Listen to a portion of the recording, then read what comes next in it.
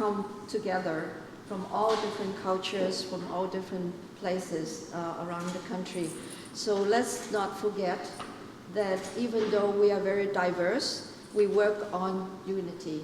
We work on building unity so that we could become a voice for America as well. But while we're building unity, we don't want to forget we are also diverse. So we want to keep our tradition, we want to keep our goodness that we have learned from our own country, from our own culture. So that's all I want to say, and I also want to thank our host, which is Mr. Kotani, has been telling us that the AANHPI Commission is really helping us. And I want to thank Erica Morisugu. She's not able to come today, but she has also asked Mr. Kotani to help us. So also I want to thank Crystal Kai. She's going to be here with us as well. So just want to thank our host for giving us this big space compared to only the little room that we had last year.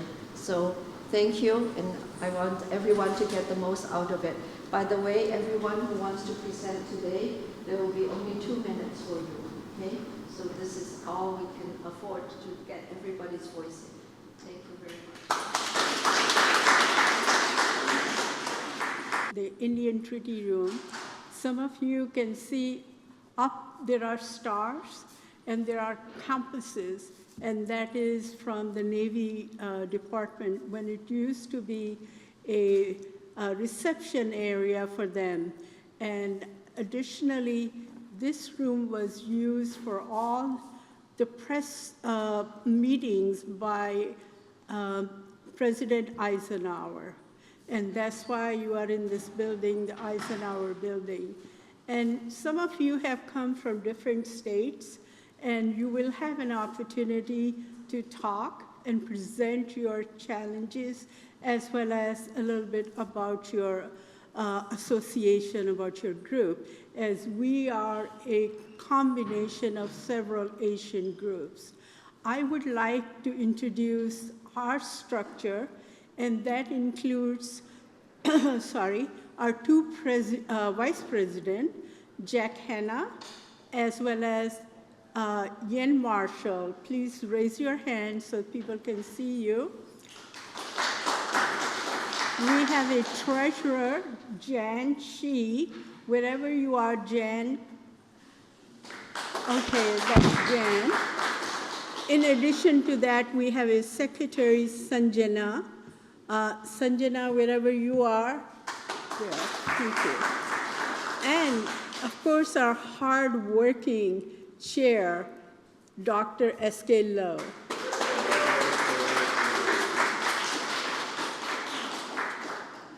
On behalf of AAUC, it's my really pleasure to welcome you all. And I know you have traveled long distance. We have people from Alaska. We have people from Sacramento, California, San Francisco, many other states. If I forget, please forgive me. But I know you have traveled far. And this is really a great opportunity to be at the place where all decisions were made when President Eisenhower was here. And now our current president, as well as the vice president. Some of you must have watched the debates, and seems like, we are doing really well in terms of presenting both parties, Republican as well as Democrats, to articulate what they plan to do if they become the president. Similarly, the issues they talked about, immigration, family structure, reproductive rights, as well as health, and helping small businesses to grow their business.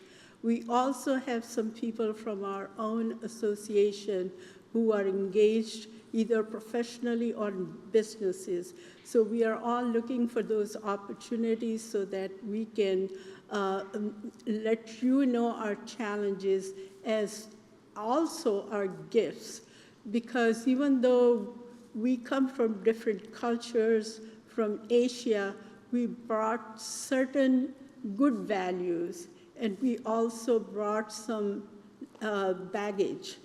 And we are hoping, we'll be able to highlight some of those positive contributions, as well as let you hear our challenges. Thank you very much. Again, welcome. And we have 2 days of activities, so please participate and become active in AAUC. Thank you. My name is Ania Joshi, and I'm the Director of Policy Research here at the Hindu American Foundation, the nation's oldest and largest Hindu education and civil rights nonprofit. We want to thank the AAUC and the White House for hosting this briefing today on a very important subject, to highlight our contributions, but also the issues that our community continues to face and that require policy intervention. The discrimination we face, it's often invisibilized, but it is real and urgent. A refrain I often hear in my line of work is that anti-Hindu hate does not exist. Or worse, there's a conspiracy construed by extremist entities directed by foreign agents. We know Hindus are not alone in being subjected to this type of fear-mongering. These racist, dual loyalty accusations undercut the lived experiences of immigrants and discourage victims from coming forward. Outdated education materials in classrooms also perpetuate Hindu tropes. When students internalize negative stereotypes at a young age, they carry those learnings into adulthood, which can manifest as intolerance or even hate.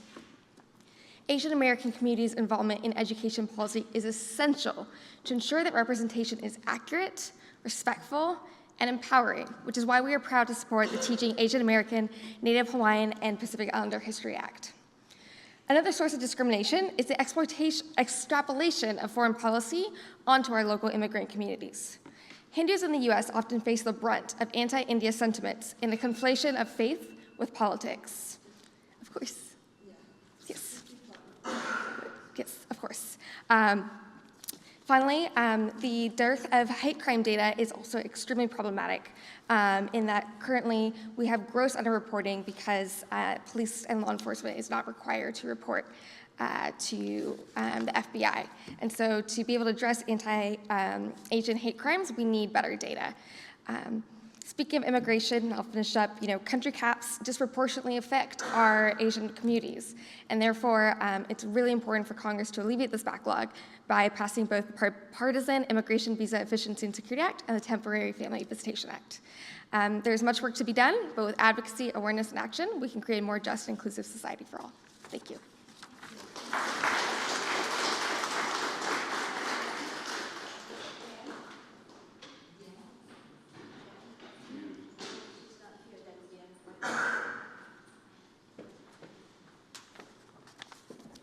Good morning, everyone.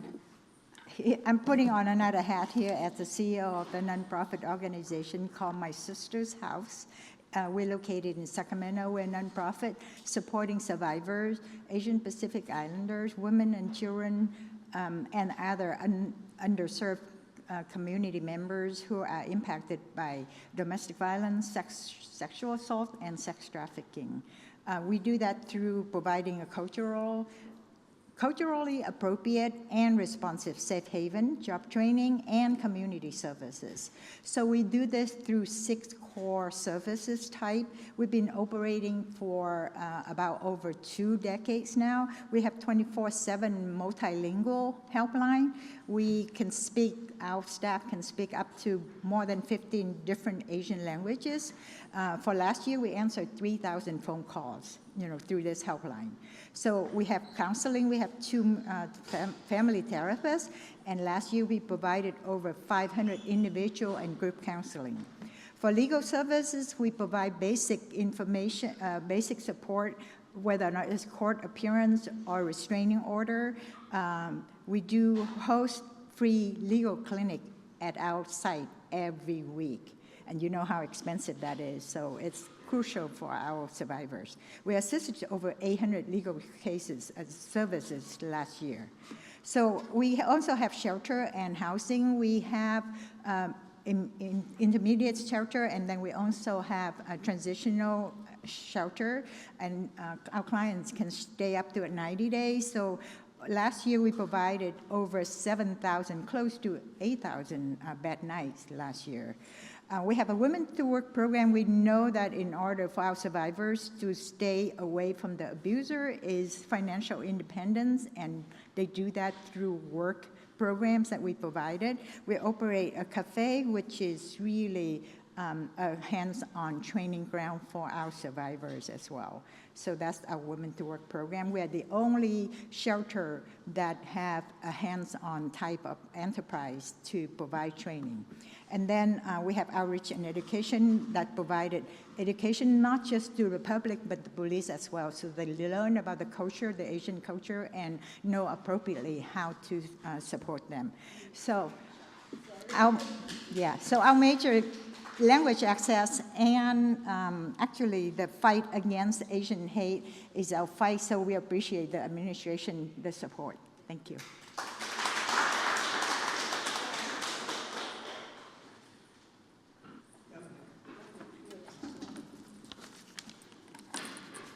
Hi, my name is Jian. I'm the board member of the AUC and secretary of the UCA, and then the president of the Asian Culture and Education Society. Today, I stand before you to address the deeply troubling and urgent issue that has frustrated our communities, the alarming rise of anti-Asian hate. On March 31, 2021, 3 teachers were placed on administrative leave after creating a social study test that prostitute harmful and false stereotypes about Chinese culture. The test included statements like it's normal in parts of China to eat cats and dogs. Now, let's be clear, this is not only offensive, but completely untrue. The incident is not isolated. It's part of the large pattern that normalizes racial profiling and spreads ignorance in place where our youth should be learning truth and tolerance. But this problem does not stop in our schools. Unfortunately, it was seeped into social media where hate speech has become all too common. We have seen people comparing Chinese individuals to animals, making degrading comments, and even calling for violence. This kind of speech doesn't just hurt, it emboldens others to act on their predicts, creating task. Unsafe environment for Asian Americans. But let me be clear, this real tide of hatred and division is not just a problem for the Asian American community.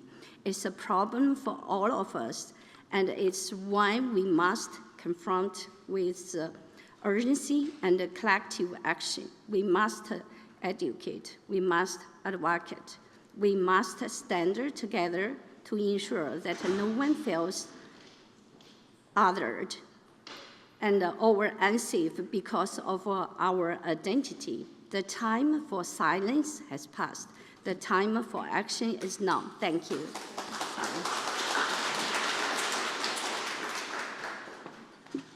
Good morning. I'm Thomas Abraham, chairman of the Global Organization of People of Indian Origin, and I'm also a founder member and chair of the AAUC Constitution and Bylaws Committee and Board Development Committee. I first of all thank Kota, Emily, and as well as Crystal and Angela and SK for organizing this to have this interaction meeting with the White House. I'm here to speak for 2 million legal immigrants, particularly Asians from India, China, and Philippines who are stuck in the green card backlog for decades due to discriminatory country cap. In the INA, Immigration and Nationality Act, despite their legal presence, tax contribution, and significant impact on the US economy, technology, healthcare sectors, these families face numerous challenges which nobody is bothered to address right now. This includes not receiving green cards for their lifetime, despite approval causing job insecurity, family separation due to dependent children aging out, and visa stamping delays if they want to travel to their country of birth to see their aging old sick parents. While we are waiting for the legislation, I have 3 points to give it to the administration so that they can take care of this issue. Number 1, instruct USCIS to remove the competing circumstances clauses for employment authorization documents and travel documents for approved immigrant petitioners for their dependents who have legally resided in the US for at least 10 years. Number 2, instruct USCIS and Department of State to create a rule that will lock the age of dependent and non-US born children as on the approval date of the day the first immigrant petition was filed, so that these kids do not have to self-deport back to their countries. Third, that's a final one. The EAD and travel documents consider charging premium fees. We are saying that you charge $5,000 so that you can pay for USIS expenses to do this. And I really thank you for giving this opportunity, and I will present this to Mr. Kota. Thank you. Talofa, everyone. That means hello, everyone. So aloha talofa, malolei, pulavinaka. And hello to everyone. I'm Lucy Hansen. I am the CEO for Polynesian Association of Alaska in Anchorage, Alaska. And we are happy to be here. We got some crew from Anchorage, Alaska, right here on my right side. And Polynesian Association of Alaska is a nonprofit organization in Alaska, help our Pacific Island community in Alaska. We work closely with our Asian community. In Alaska, we have about 67,000 AAPI in Alaska. And out of 67,000, we have about 49,000 are registered voters in our state of Alaska. So our AAPI community in Alaska is growing very, very fast every year. And as the number is growing, the more needs that we see in our community. So one of the needs I wanted to stress out today is our language access. Our language, because of our children, are growing, and there's so many of them here in Alaska. We really need that. In the last 3 years, we've been walking our representative office. We try to pass that through, how important it is, the language, that we have to teach and instill in our youth. But for the 3 years, they would not put it on their calendar. I am stressing that it's important to us to instill that language in our children and also share it with others as well in our state of Alaska. My thing is that the language, it's important to learn and understand who we deal with. So if you're listening today, please make it mandatory for all of our states to require that as a requirement in their school district, to have it teach our language and our culture, our AAPI culture and history in our school district. So that is one thing. Another thing is our immigration issue that we see in Alaska. There is a waiting period that's forever needed in our community. You know, this is unsolved. And we really need to put it on your calendar to make sure that when we submit our application, get on it. Please be sure that, because our separation of our children from our loved ones, it's very difficult. Seeing you separated from your child, taking you deported away, and keep your child, it's very hurtful. How are you going to leave your child behind? You do not do that. So I am stressing, if you are listening, please make that as a mandatory to your history, to your list of continuing support this and get it through, so we all can be one person to build this country and this nation. We are United States, and we are here for our freedom, and we are here for the betterness of our children. So that's all I have to say. Thank you very much, Faftai. So I am here from Vietnamese Social Services of Minnesota. And as we all know, Asian Americans are among the fastest growing population in Minnesota. And this trend extended to the Vietnamese community within the state. Since 1987, our agency has served as a vital hub for Asian Minnesotans, fostering connection, learning, and collective action towards social justice and unity. Through We Are a Small Agency, our aspirations are significant. So today, I hope to share our vision and explore how we can all work together, collaborate to address the present needs of Asian community. As we work toward recovery in the post-COVID era, the Vietnamese and broader AANHPI community continue to face unique barriers. Like any community, we have diverse concerns and priorities that require attention. And some issues include veteran support. Our Vietnamese American veterans and other API require better access to healthcare, mental health services and resources, and especially for our underserved populations. Economic opportunity, there is need to support small businesses, economic development, and fair access to financial resources. Education and healthcare, we must ensure access to quality education that include adult basic education and ESL, and healthcare services. Culturally competent services, building partnerships and culturally specific organization is crucial. We need increased funding for senior services that tailor to our community, as many seniors face barriers due to language and access issues.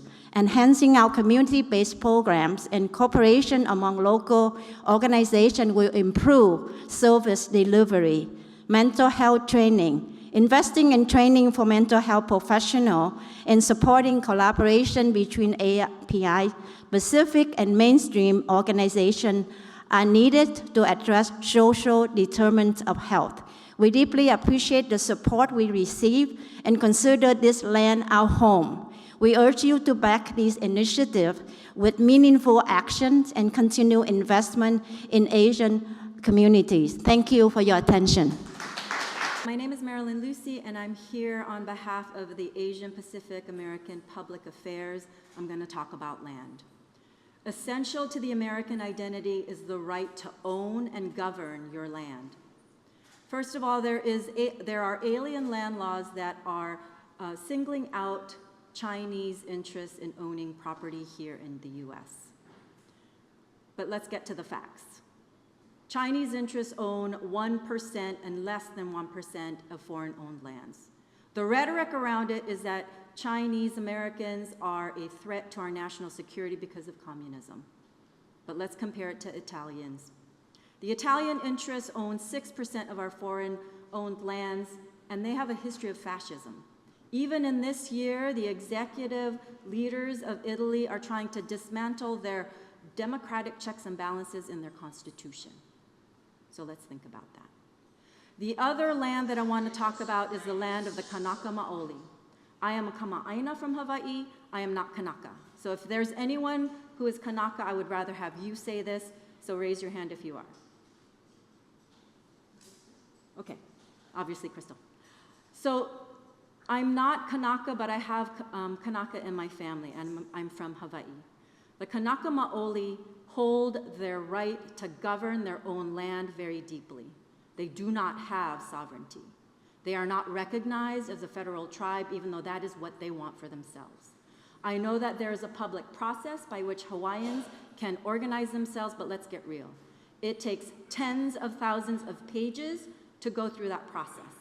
And the people that I know personally, I grew up with them, they're in my family, I love them, the kupuna, they do not have somebody that is here saying we want to shepherd that process. They want to be recognized as a federal tribe, because if they are, then that comes with government-to-government relations and the right to govern themselves. Thank you. My name is Vayu Wu, and I'm a Hmong activist from Minnesota. I appreciate the opportunity to provide this briefing on behalf of the Hmong community. With a population of nearly 370,000, the Hmong American community in the US face daily challenges, including economic hardship. Many more Americans experience economic difficulties. Nearly 60% are considered low income, and over a quarter live in poverty. Education barrier. The community often struggle with low-level educational attainment, which limit job opportunity and economic mobility. Health disparities. More Americans face disparity in healthcare access and outcome, including low health literacy and median life expectancy. And cultural and linguistic isolation. Language barrier and cultural difference always lead us to social isolation, and it's difficulty in accessing services. Mental health, there's significant need for mental health resource within the Hmong community. As many individuals have experienced trauma from the refugee experience, and now with the new younger generation facing challenges related to suicide and substance abuse. To address this issue, we urge the government to develop effective strategies and to support the Hmong community. And as communities leader, we would like to see some policy advocacy that address economic disparities and provide better access to education and employment opportunity. Expanding healthcare, for sure, coverage for funding for community health initiative, training healthcare professional in cultural competence. Hmong community need to, we need this to help to bridge the gap in healthcare access. And at the end, we want increased fund for mental services and ensure that services are accessible and culturally appropriate. And that is essential for my community. Thank you for the opportunity.